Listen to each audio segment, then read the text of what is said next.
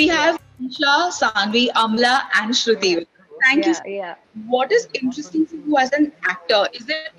Is a short story as interesting as a feature? Because I would imagine in a feature you get to be with the character for longer. I feel that, every story has its own magic. Every character fits, even in your own life. Some interactions are short but more impactful. It's kind of like that. When you do a series, there is so much layering, there is so much depth that goes into a character. Because when we watch Game of Thrones or any series for that matter, we travel with that characters for so long. The moment it's an OTT or a moment it's an anthology, it's the best scripts that you're getting. In feature films, you have to really go through the scripts to find out a good one. But when you hear, okay, I've got this offer from Netflix or any OTT, for the fact that okay, it's going to be different and it's going to be a good one. So I think that way the short storytelling is bringing so much variety. Each of the stories has really strong women. When you were playing these characters, was any part difficult? Did any part feel like we've seen this in our lives? Whether it's abuse, whether it's betrayal. What really struck me about this story is I think women will agree that we're all in some sort of distress. We are some sort of damsels in distress, but we are learning to save ourselves. We're not waiting for someone to come save us. And there is a way that Indian women, particularly, like given the situation, get up and do that shit. And we are pulling ourselves out of distress. Most painful is that abusive marriage life, like marriages become a license for the man to abuse women. Like I grew up seeing my dad like really losing his temper at my mom, and then I'm like, but you don't lose that way with us. Who gives you license to lose your temper so much with my mother? And she's like she's my wife. So just because she's married and she's a husband, she has to be submissive, or whatever abuse, mental, like physical abuse is a different thing. What about the mental abuse? What about the mental trauma that you put her through? And the sad part is that like many people are not even aware about the actions, the consequences that they are causing to the other person, because this men are so conditioned in a way that it's all right, your wife is under you. There is a dialogue in my series where my husband asks, like, you don't make me feel secure. And I've heard this question in my past relationships as well. I'm like, excuse me, who am I to make you feel secure? It's your bloody thing to make yourself secure. Isha, it's very difficult to like Pinky also. Like, I mean, as a viewer, you could be the sides, right? Did you ever judge your character when you were reading? Every woman would relate to all the characters, actually all the four characters, because I think it's there in every woman's life. They face these situations, and when they take a decision, like if they love someone, if they go back to their loved ones, or to the ex or someone, so they are constantly being judged for their decisions, and because society is like that. And when actually that's where, like, when he narrated me, I was like little bit taken aback. Then I thought, why not a woman, take a stand and decide something on her own? One thing that stands out in all of this is that there are parts being written for women, and filmmakers are willing to tell the women's perspective. Shruti, Amla, if you would like to tell us, how have you seen the parts that come to you change? And do you think that we're on the right track as far as storytelling is concerned, for like especially having women as the center character? I think we're on the right track, but I think we can do better. Like everything else, we can always do better. I feel that I still get offered parts which are, and I'm kind of like famous for going commercial and selling out. So, I like, it's my jam. I like it. I like being that woman in the commercial narrative as well. I find that exciting as well, because it's more people who I can maybe convince to look at a woman slightly differently, as well as opportunities like this, which are, how many times, I don't know, ladies, that do we get to promote a film sitting with four other women? It's tricky because I'm sure, all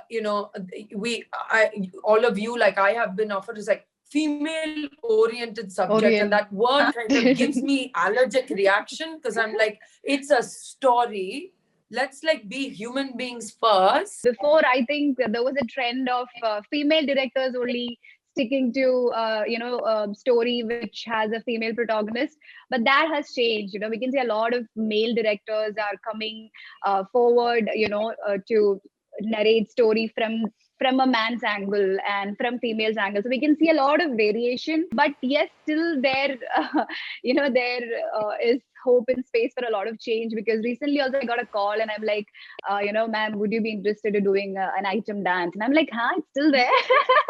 When this good content oriented stories are coming, it's kind of has a small budget. The first thing we hear is that it's experimental, it has only this much budget, and we see like really commercial films which doesn't have that much importance on content or a good storytelling, which is still same old commercial stuff, whatever. It has huge budget. So I'm just hoping, our lead actors or stars, or we get opportunity where we have really good budget to make good content oriented stories. I think that would be the revolutionary change. Men taking on stories that also have women as the center character. But is there a difference that you guys feel if a woman makes it or if a man makes it? Is there a certain perspective that women can probably bring to a story, or are we past those days? I feel that yes, it's wonderful to work. I'm all for the sisterhood, and I love working with female directors, which is technically been, I think, one in my career. But I'd like to say that I think what is really exciting is when we neutralize that, idea that only a certain kind of person can say a certain kind of story, any story. I think we human beings, we have created all these things, whatever discrimination or women should do certain things and men shouldn't, and everything is changing now. It's nothing like what I used to see, or we are brought up seeing certain things, right? Discrimination is still there. It is there. It's a fact that it's there. We see it. So what I feel is that when you work, when you see content from female directors, or when you work with them, we can see a narrative from a woman's perspective, like the emotions she goes through, or like like what she feels about a situation, or even about that she also has sexual feelings. We need to talk about orgasms. We need to talk about more about these things from a women's world. And like generally when we work with the male directors, so it's very interesting that there are some scenes they write, and then we have this conversation where I'm like, no, if I was her, or the kind of women that I know who are similar to her wouldn't react that way. Even male directors, if they can do more research when they do such stories, which has to keep it real and raw, I think it will be beautiful. But right now there's a lot of talk about censorship on OTT. Do you think that's going to affect the storytelling that we've seen so far? I think that's a cruelty to bring censorship to even OTT platforms, because I mean, we talk about freedom, and I don't feel our medium, cinema as a medium, really have that much freedom. I think the best part of OTT platform, and the reason why there is so much different content that's coming, is because of that bit where they have freedom. I just feel that this talk of censorship is something that we've been dealing in society at a point where the press, the newspaper, like I'm saying, the 1800s, 1900s, where that was the medium of changing public opinion. All of these things that can influence art, that can influence society.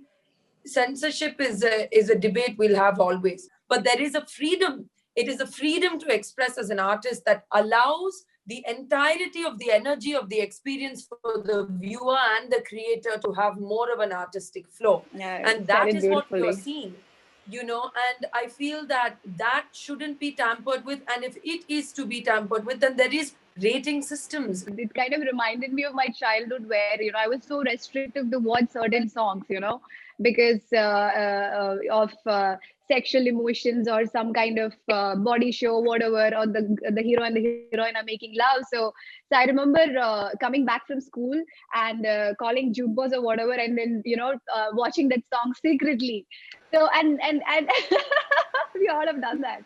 And after growing up, and like, it puts us so much so much unwanted attention about love and about physical emotions and about sex, and we grow up and then we realize, so much waste of time. It's not so. Oh, but violence is okay. Violence is never censored.